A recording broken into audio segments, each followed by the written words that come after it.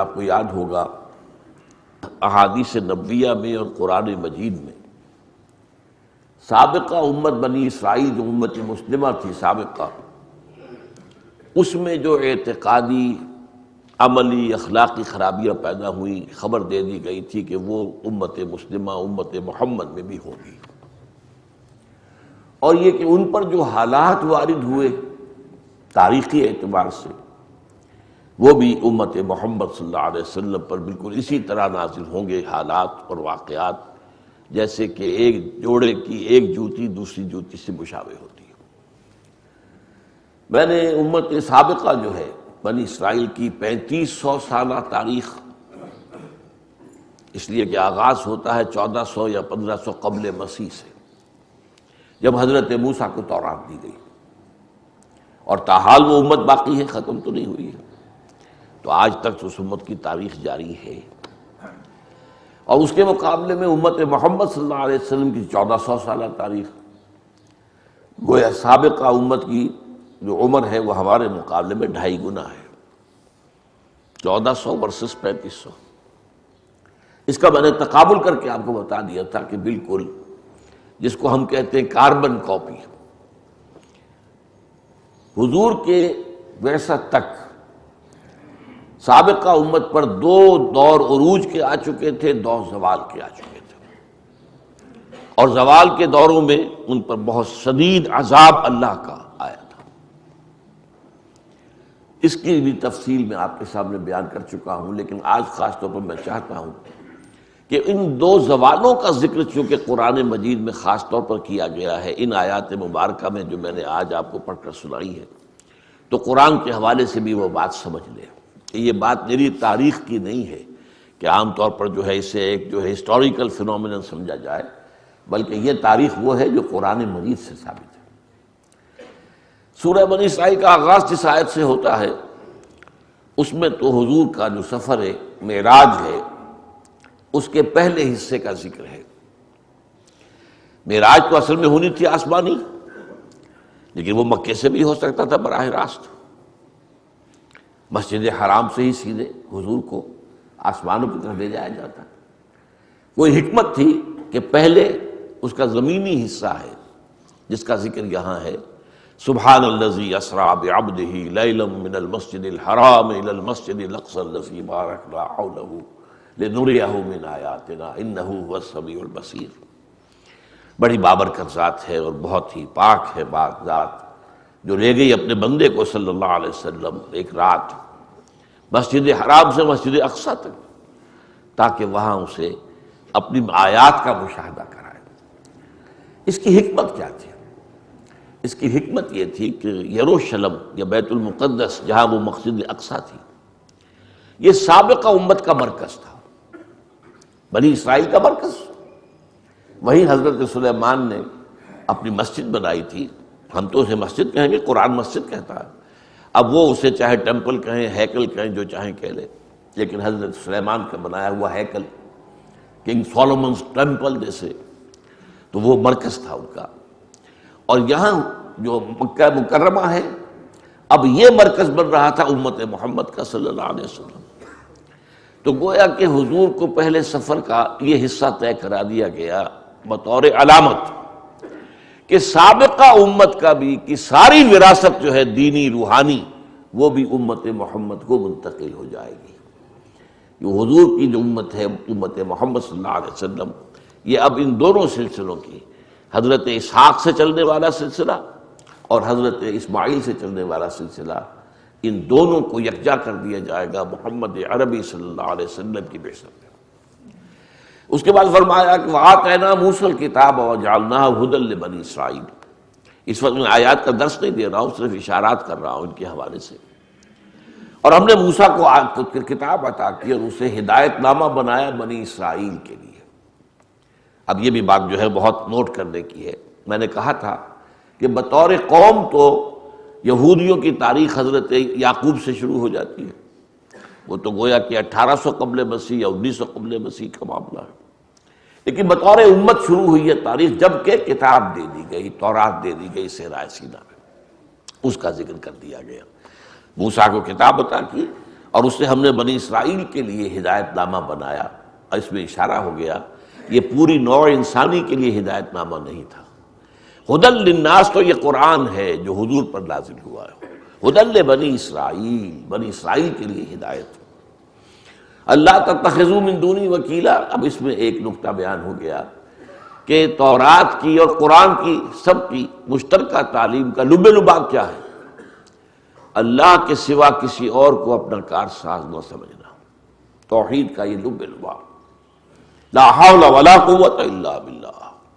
اس بات کو ذہن نشین کر دیا جائے. اللہ تتخذوا من دونی وکیلا ذریۃ من حملنا مع نوح انہ کان عبدا شکورا. اور تم اولاد ہو انہی کی جنہیں ہم نے سوار کرایا تھا نوح کی کشتی میں، اور یقیناً ہمارا بندہ جو ہے نوح وہ بہت ہی ہمارا ایسا بندہ تھا جو شکر گزار تھا. اب اس کے بعد آ رہے ہیں وہ تاریخی حوالے. وَقَضَيْنَا إِلَىٰ بَنِي إِسْرَائِيلَ فِي الْكِتَابِ لَتُفْسِدُنَّ فِي الْأَرْضِ مَرَّتَيْنِ وَلَتَعْلُنَّ عُلُوًّا كَبِيرًا.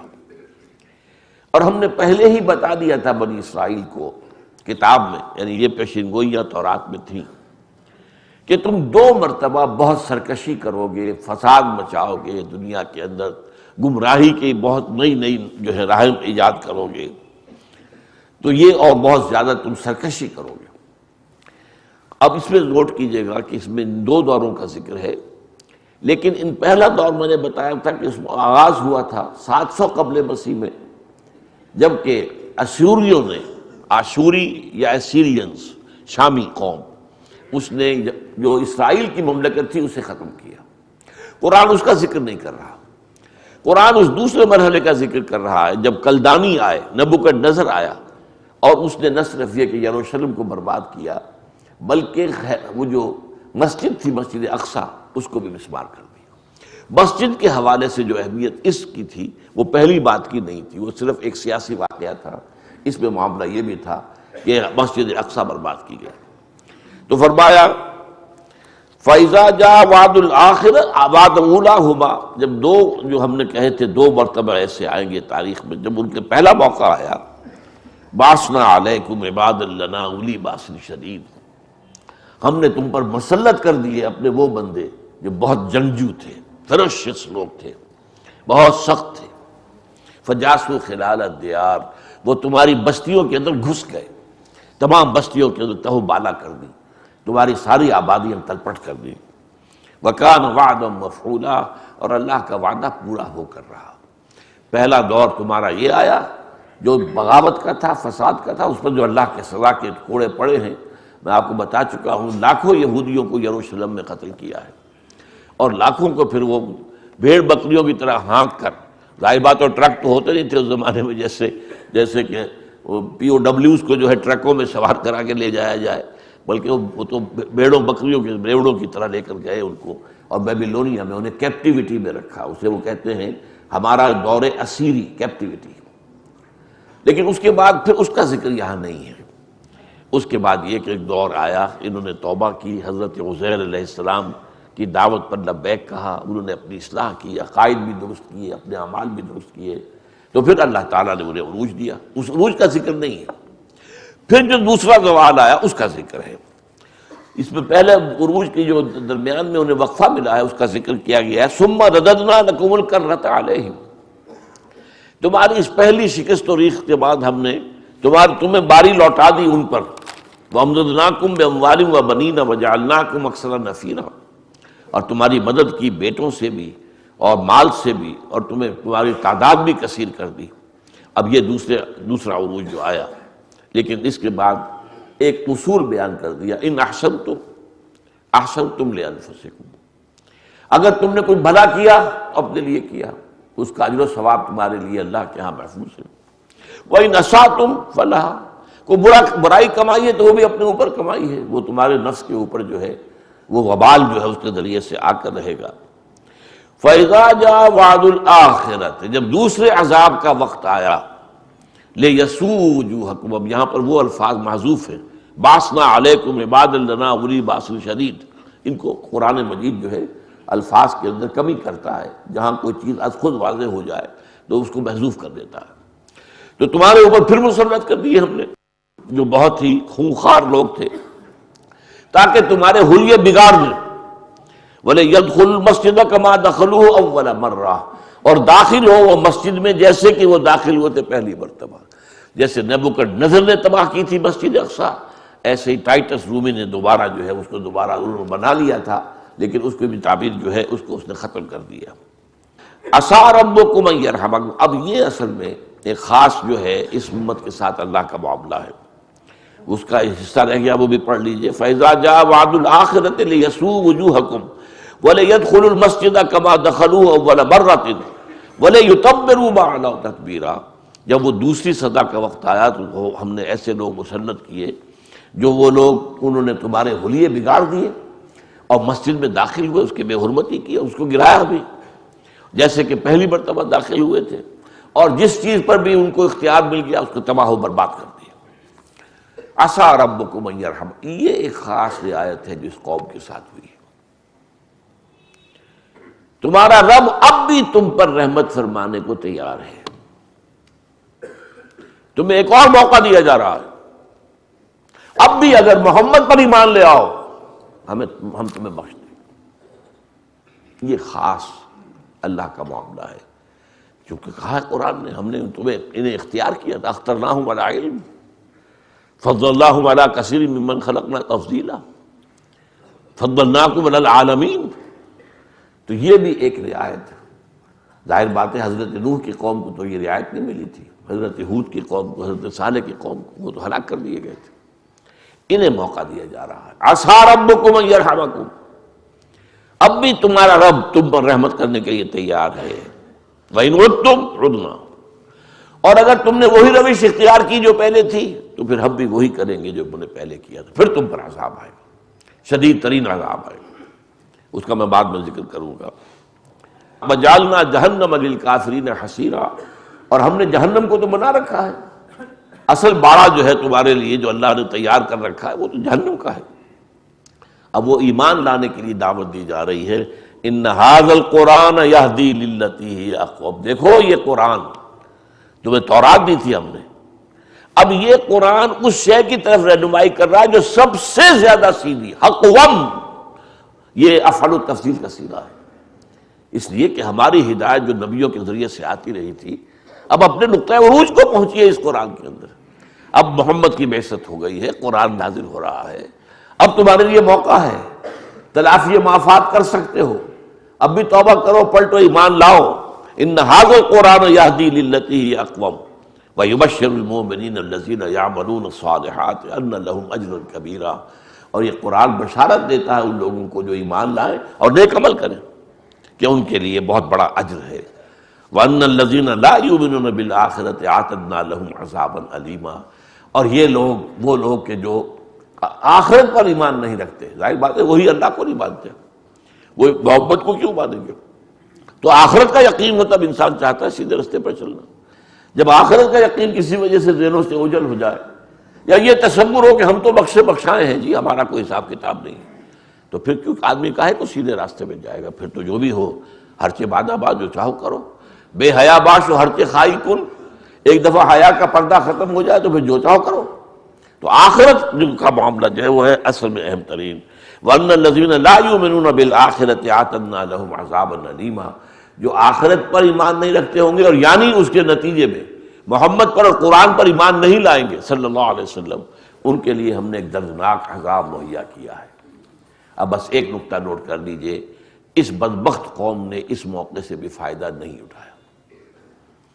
حضور کی دشمنی پر کمر کسی، حضور کی مخالفت میں شدید ترین یہ قوم جو ہے اس وقت سے چل رہی ہے حضور کی بعثت سے اور آج تک، اور اب قیامت کے قریب کے حالات جو آنے والے ہیں ان میں یہ شدید ترین معاملہ ہونے والا ہے.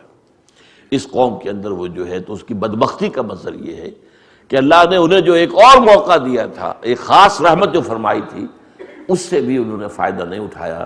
چنانچہ قرآن مجید میں پھر یہ فیصلہ بھی دے دیا گیا، وَإِسْتَأْذَنَ رَبُّكَ لَيَبْعَثَنَّ عَلَيْهِمْ إِلَىٰ يَوْمِ الْقِيَامَةِ مَن يَسُومُهُمْ سُوءَ الْعَذَابِ.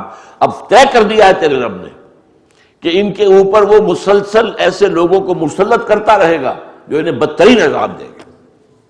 اور اس کی مثال ہے جو پچھلی صدی میں ہوئی ہے جرمنوں کے ہاتھوں. ان کے اپنے قول کے مطابق آپ اندازہ کیجئے 6 ملین 60 لاکھ آدمی قتل کیے گئے.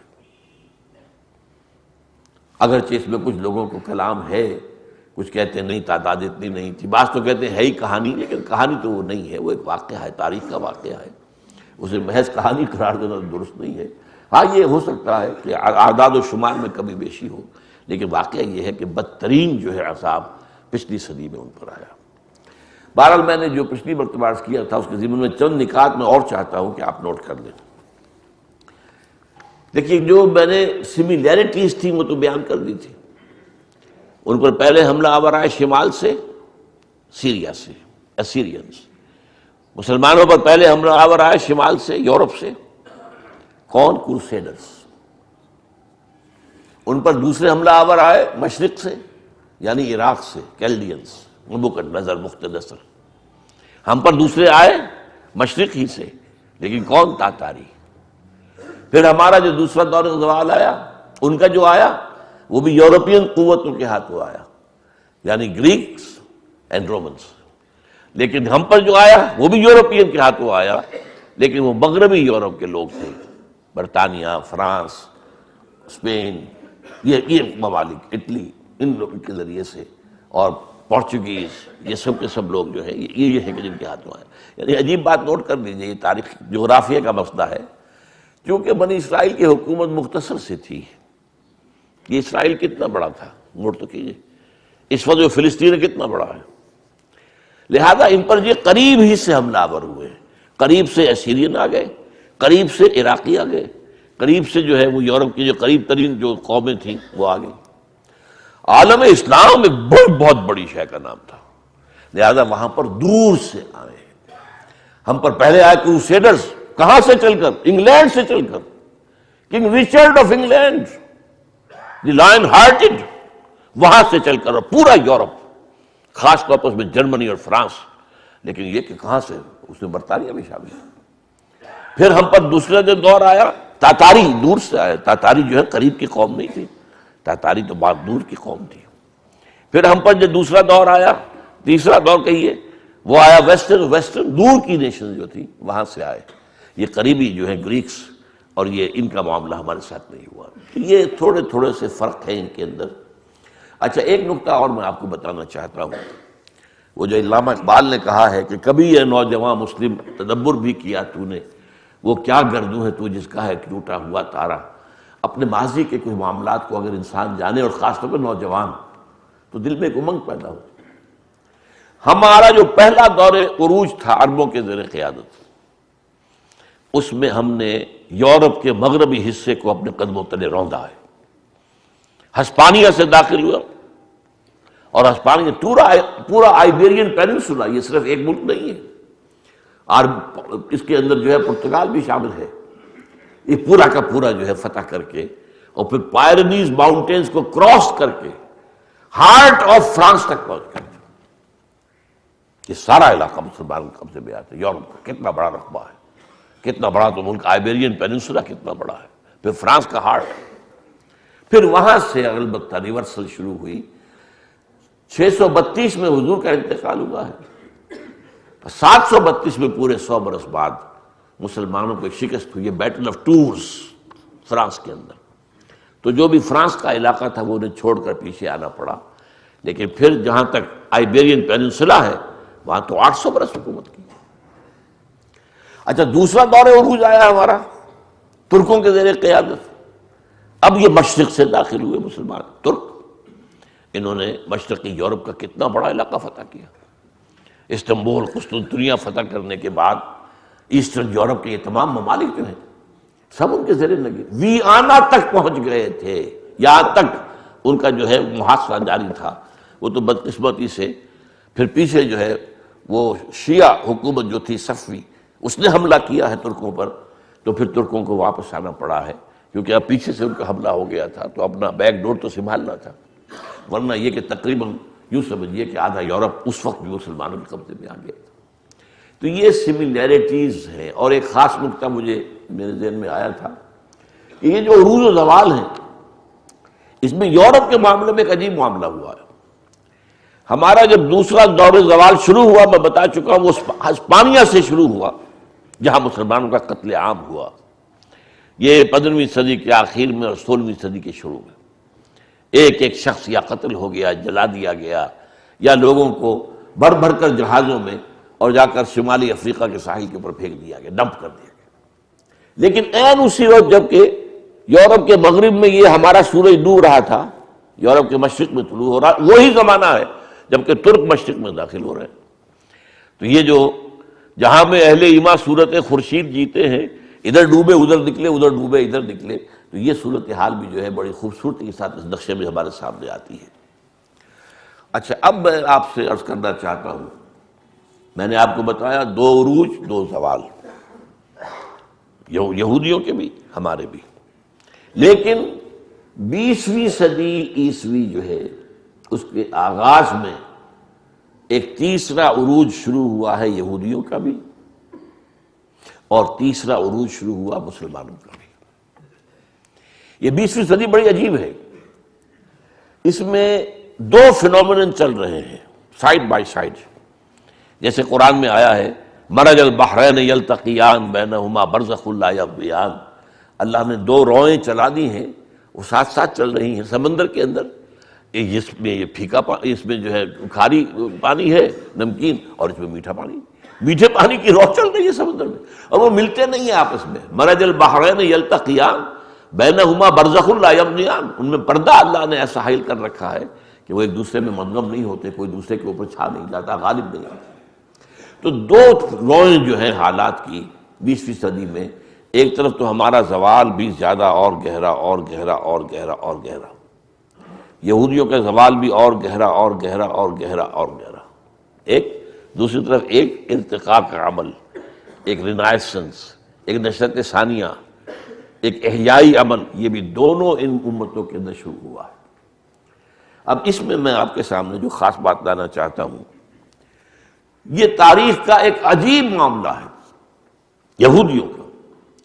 یہودیوں میں عروج کیسے شروع ہو گیا تیسری مرتبہ؟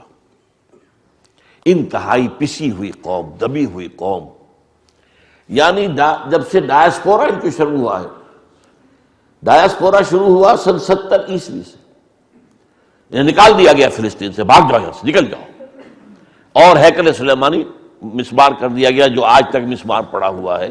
صرف ایک دیوار اس کی ہے ویسٹرن وال، جہاں یہ جاتے ہیں، کوئی ماتم کرتے ہیں، کچھ روتے ہیں، کچھ کرتے ہیں. اس پورے دور کے اندر ان پہ 1500 برس تک، سن 70 کے بعد سے لے کر انتہائی ذلت، مسکنت، ان سے شدید نفرت دنیا میں، لوگوں کو خاص طور پہ یورپ کے اندر شدید پرسیکیوشن، تشدد، نفرت ان سے. انہیں شہروں میں رہنے کی اجازت نہیں تھی، گھیٹوز میں رہو باہر، جیسے کہ کوڑیوں کے لیے کوئی علیحدہ بنا دیے جائے کہ شہر میں مت آنا، بس باہر رہو. تو یہ کہ ان کو علیحدہ رہو، یہ گندے ہیں، ان میں بدبو آتی ہے، یہ لوگ جو ہے اس قابل نہیں ہے کہ انہیں ہم اپنے شہروں کے اندر آنے دیں. ہاں ٹھیک ہے، آخر انسان ہے، کوئی کھانے پینے کے لیے، کوئی خرید و فروخت کرنے کے لیے، چلو 2 گھنٹے کے لیے، جیسے کرفیو 2 گھنٹے کے لیے کھول دیا جائے تو اجازت ہے، شہروں میں آ جاؤ. 1500 برس تک جس قوم کا یہ معاملہ رہا ہے، آج وہ اس انتہا کو پہنچی ہوئی ہے کہ اس کی مملکت قائم ہو چکی ہے، اسرائیل.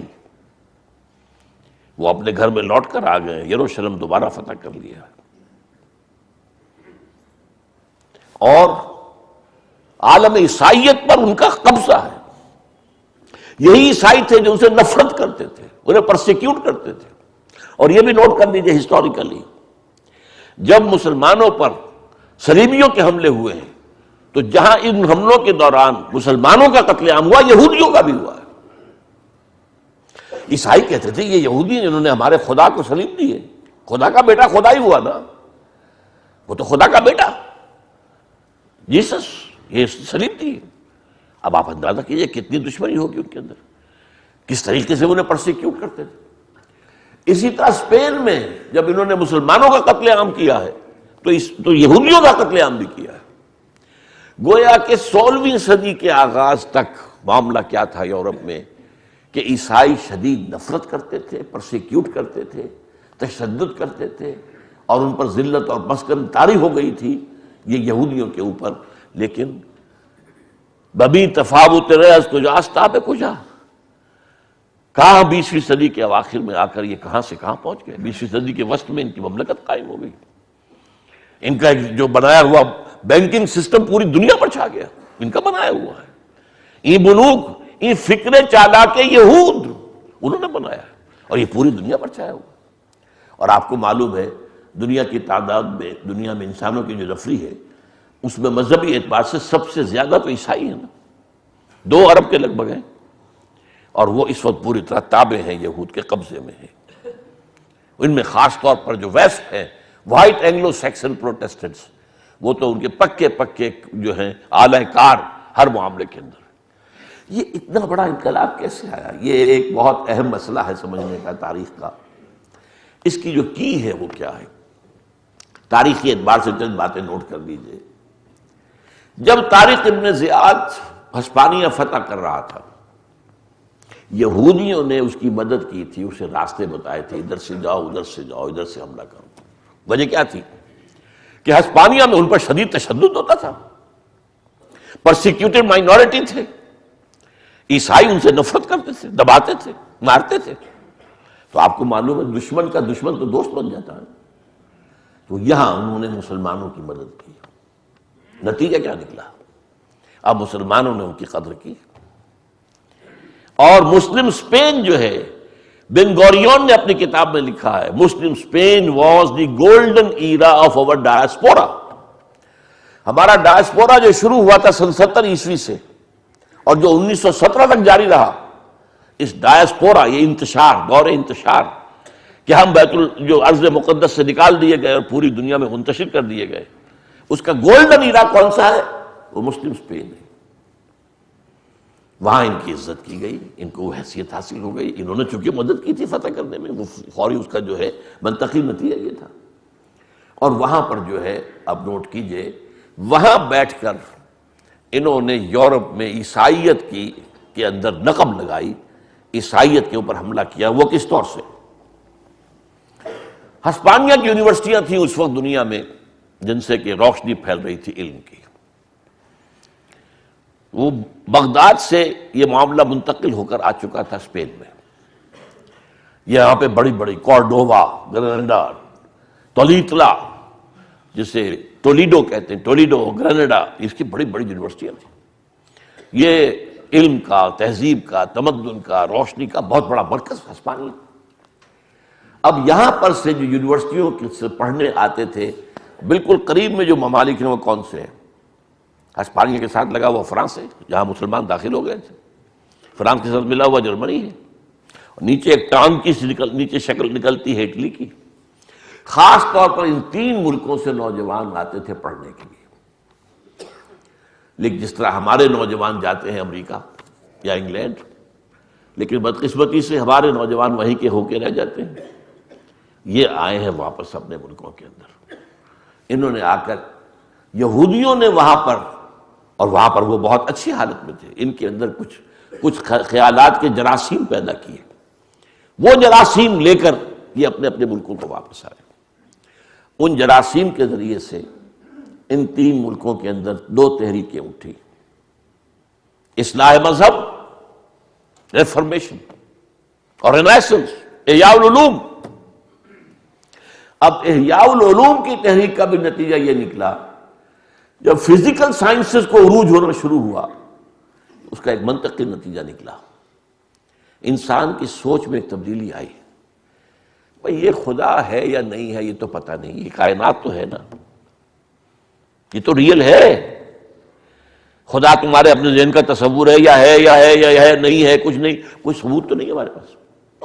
لہذا توجہ کرو اس میٹیریل ورلڈ کے اوپر، ساری توجہ جو ہے فزیکل سائنسز کے اوپر اب اس اعتبار سے مرتکز ہو گئی۔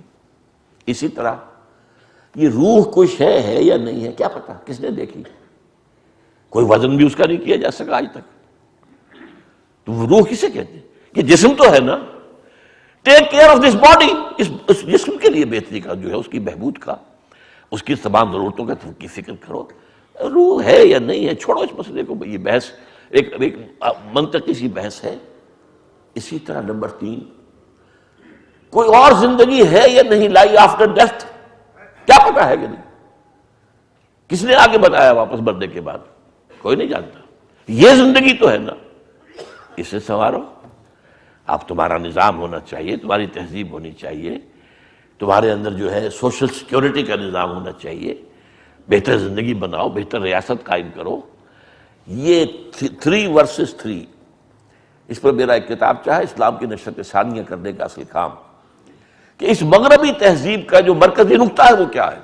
وہ یہ نہیں کہتے کہ ہم خدا کا انکار کرتے، کیا پتا بھائی ہے یا نہیں ہے، ٹھیک ہے ہوگا، we don't say he is not their, لیکن یہ کہ کچھ ثبوت تو نہیں ہے نا۔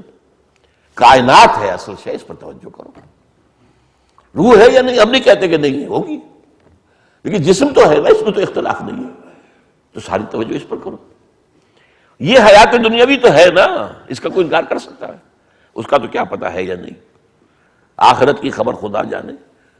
تو یہ ہے اصل میں شفٹ آف ایمفیسس، ذات باری کی بجائے کائنات، روح کی بجائے جسم، حیات اخروی کی بجائے حیات دنیاوی۔ اور دین اور مذہب کا مرکزی نقطہ کیا ہے کہ اصل زندگی آخرت کی زندگی ہے۔ وَإِنَّ الدَّارَ الْآخِرَةَ لَهِيَ الْحَيَوَانُ لَوْ كَانُوا يَعْلَمُونَ۔ تو مذہب کی جڑ کٹ گئی کہ نہیں کٹ گئی؟ یہ سارے اثرات اصل میں اس رینیسنس کی اس موومنٹ کے اندر، اور اس میں یہودیوں کا فکر جو ہے، اور وہ عیسائیت کو کرپٹ کرنے کے لیے، معاشرے کو کمزور کرنے کے لیے انہوں نے یہ چالیں چلی۔ اس نئے مذہب میں انہوں نے کیا کیا؟ یہ کیا ہے؟ یہ جو ہے پوپ مختار مطلق بن کے بیٹھا، وہ نہیں بھائی، بائبل ہے تمہارے سامنے، بائبل پڑھو، this is the word of God. Pope تو ایک انسان ہے نا۔ تو پاپائیت کے خلاف بغاوت، یہ ریفارمیشن ہے۔ پوپ جب تک تھا ایک نظام تھا ان کا مذہبی، لیکن یہ کہ اس نے بغاوت کروائی۔ اور یہ نوٹ کر لیجئے کہ یورپ کے ممالک میں، بلکہ پوری دنیا میں اس اعتبار سے انگریز جو ہے، اینگلو سیکسنز، ان میں ایک عجیب صلاحیت ہے۔ ایک طرف یہ اپنی روایت کو بھی پکڑے رکھتے ہیں مضبوطی سے، لیکن ہر نئے آئیڈیا کو بھی لینے کو تیار ہوتے ہیں، اس کو اپنے اندر انکارپوریٹ کر لیتے ہیں۔ یہ نہیں کہ پہلی چیز کو ختم کر کے دوسری شروع کی جائے، پہلی بھی رہے، ہماری روایات ہیں۔ آج تک بادشاہت بھی رکھی ہوئی ہے اور بہترین جمہوریت بھی ہے، لیکن بادشاہت ہے، علامتی کہہ لیں، سمبولک کہہ لیں، لیکن رکھی ہوئی تو ہے نا۔ فرانس میں تو خاتمہ ہوا، جرمنی میں خاتمہ ہوا، ہر جگہ خاتمہ ہوا، یورپ میں اور کئی ممالک میں بھی ہے، لیکن اس میں سب سے زیادہ جو ہے ان انگریزوں میں ہے۔ انہوں نے اس سارے تھاٹ کو قبول کیا سب سے آگے بڑھ کر، اور پہلی بغاوت جو پوپ کے خلاف ہوئی یورپ میں، وہ انگلینڈ میں ہوئی۔ چرچ آف انگلینڈ قائم ہو گیا علیحدہ، nothing to do with the Pope, we are independent۔ تو وہ جو ایک مرکزیت تھی ان کے نظام میں، اس کو ختم کر دی۔ پھر انہوں نے توجہ کر دی کہ بائبل پڑھو۔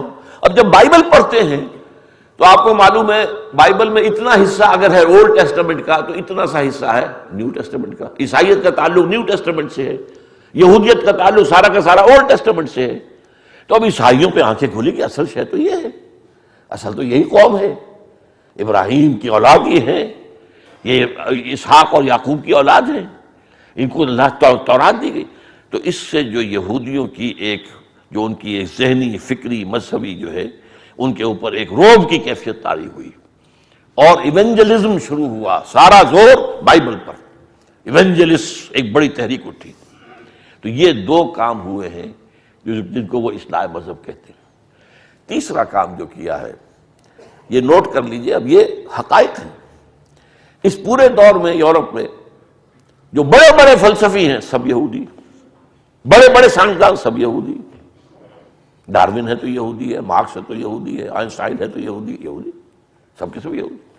ذہانت ان کے پاس ہے، اگرچہ اس کا سب سے بڑا مصرف یہ سازشوں کے اندر کرتے ہیں، سازشیں بنانے میں، ایول جینیس، اس میں شک نہیں کہ ذہانت آج بھی ہے ان کے اندر۔ آج بھی آپ جا کے امریکہ میں دیکھ لیجئے، جتنے تعلیمی ادارے ہیں وہاں پہ، پروفیشنل ادارے ہیں، ان کے اندر ٹاپ کے اوپر تو یہودی بیٹھا ہوا۔ تو اس طریقے سے وہ گویا کہ کنٹرول کر رہے ہیں، نہ صرف مالیاتی کنٹرول ہے، ان کا ذہنی کنٹرول ہے، ان کا علمی کنٹرول ہے، ان کا دبدبہ ہے۔ تو اس اعتبار سے انہوں نے یورپ میں ایک نئی فکری جو ہے تحریک شروع کر دی۔ اسلام نے سکھایا تھا حریت، آزادی، کوئی انسان کسی انسان کا غلام نہیں ہے۔ انہوں نے کہا آزادی اتنی، خدا سے بھی آزادی، مذہب سے بھی آزادی، یہ جو لبرلزم کی تحریک چلی ہے، آزادی، آزاد خیالی، آپ کے جو جی میں آئے کہو، جو گلے میں جو آئے وہ تانے اڑاؤ، لبرل۔ نمبر دو، اس کے اندر سیکولرزم کا زہر جو گھولا پہلے انہوں نے گھولا ہے، مذہب کو علیحدہ کر دو، سیاست کو علیحدہ کر دو۔ اگر مذہب اور سیاست ایک رہتے ہیں تو شہریت اس مذہب والوں کی ہی ہوگی، دوسروں کی تو نہیں ہوگی، دوسرے مائنورٹی ہوں گے۔ اس کو ایک دوسرے سے علیحدہ کر دیا، اب تمام شہری برابر ہے۔ پہلے یہودی کی حیثیت کوئی نہیں تھی، اب سیکولرزم میں یہودی برابر ہے۔ اب ظاہر بات ہے جب سے اس کو سیاسی طور پر برابری حاصل ہو گئی تو اس نے اس کا بھرپور فائدہ اٹھایا۔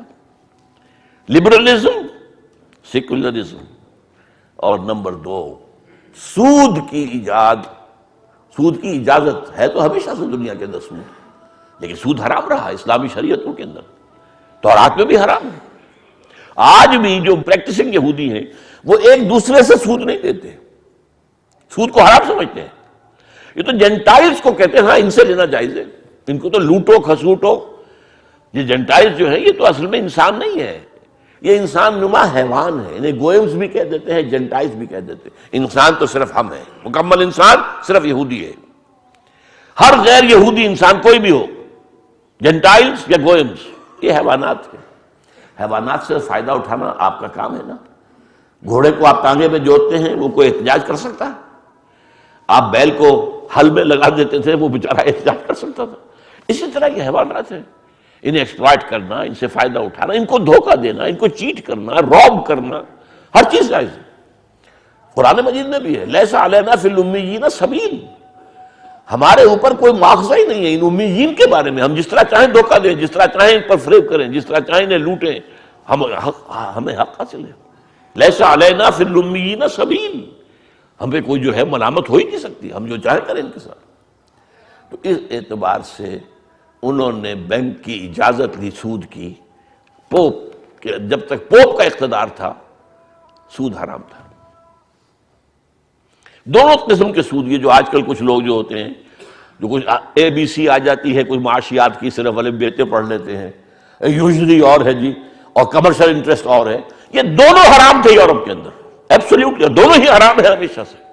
ایک ہی شے ہے، اس کی شکلیں بدلی ہوئی ہے، ایک ہی چیز ہے، روا ایک ہی چیز ہے، چاہے وہ بینک انٹرسٹ ہے، چاہے کمرشل انٹرسٹ ہے، چاہے یوزلی ہے، کچھ بھی ہے، یہ حرام تھا مطلقاً یورپ کے اندر۔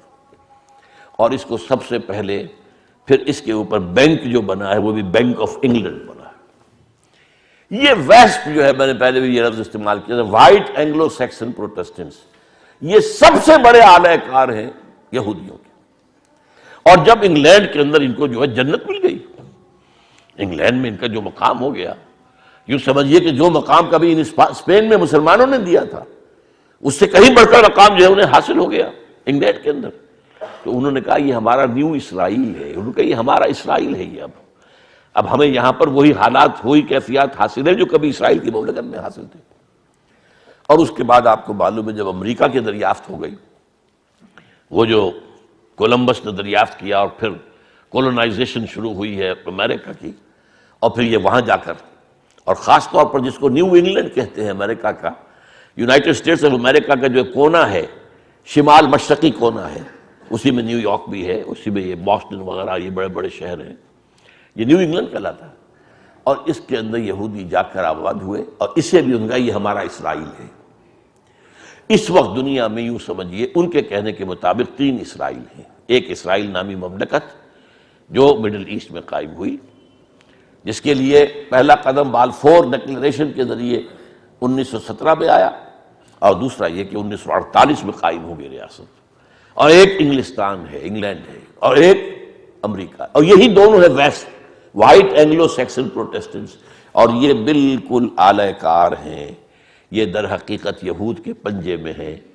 انہوں نے جب بینکنگ ایجاد کر لی، اب سازش دیکھیے کیا کرتے تھے، یورپ کے اندر بے شمار قومیں، بے شمار ملک، ان میں لڑائی کرواتے تھے پہلے سازش کے ذریعے سے۔ جب جنگ ہوئی اب دونوں حصوں کو، اب انگلستان کی فرانس کی جنگ ہو رہی ہے، انگلستان کی حکومت کو بھی قرض چاہیے اسلحہ کے لیے اور فرانس کی حکومت کو بھی چاہیے، دونوں کو یہ بینکرز جو تھے یہودی وہ قرض دیتے تھے اور جو ہے من مانا ان سے سود وصول کرتے تھے۔ اس طرح ہوتے ہوتے پورے یورپ کے اندر انہوں نے اپنی جڑیں، جیسے کہ کینسر ہوتا ہے وہ ایک جگہ سے جب پھیلتا ہے تو پورے جسم کے اندر پھیل جاتا ہے، اس طریقے سے پورے یورپ کو انہوں نے اپنی گرپ میں لے لیا۔ مالیاتی اعتبار سے جو تسلط قائم ہو گیا، سیاسی اعتبار سے برابر کے ہو گئے کہ ہم بھی شہری تم بھی شہری۔ اب ظاہر بات ہے کہ ہمارے اور تمہارے درمیان فرق کیا ہے، ہمارے حقوق وہی ہیں، شہریت کے حقوق ہیں اور وہی جیسے۔ اس کا نتیجہ کیا نکلا؟ وہ جو علامہ اقبال 100 سال پہلے دیکھ کر آئے تھے یورپ میں، 1905 میں گئے تھے، 1908 میں واپس آئے، اونلی 3 ایئرس۔ اسی میں آپ نے بارڈ لا بھی کر لیا، اسی میں پی ایچ ڈی بھی کر لی، اسی میں کچھ عرصے جو ہے کیمبرج کے اندر عربی کے پروفیسر بھی رہے وغیرہ وغیرہ۔ اب ایک نہایت ذہین و فتین انسان، جینیس انسان تھا، اس کے لیے 3 سال بہت ہوتے ہیں۔ اور اس کی نگاہ جو تھی، گاہ میری نگاہ تیز چیر گئی دل وجود، جو دیکھا ہے کہ فرنگ کی رگے جاں پنجے یہود میں ہے۔ یہ ہے اصل میں اس وقت کا یہود کا معاملہ۔ کیسے ہوا اس کی میں نے کچھ آپ کے سامنے، اس قوم کو داد دینی چاہیے، اس کی ہمت، اس کی جد و جہد، اس کی کوشش، اس کی پرسویئرنس۔ یہ ختم ہو کر ابھری ہے، ختم ہوئی پھر ابھر گئی ہے، پھر ختم ہوئی پھر ابھر گئی ہے۔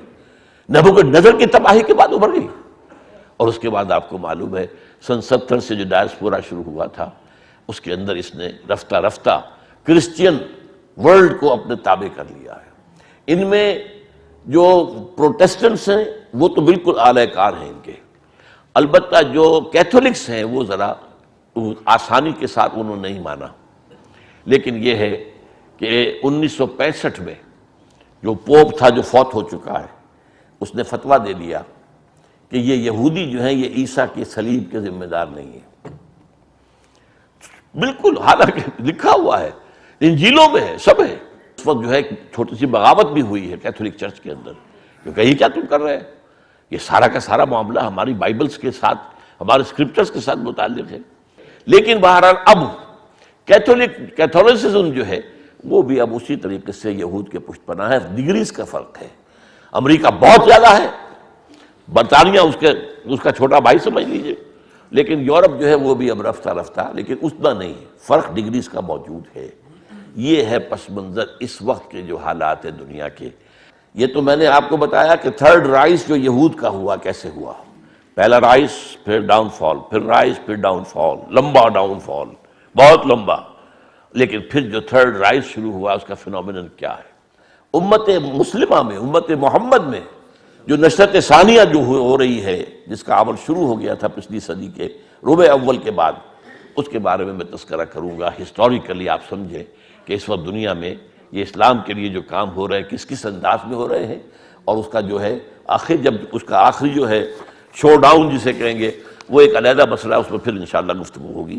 اقول قولی ھذا واستغفر اللہ لی ولکم ولسائر المسلمین والمسلمات۔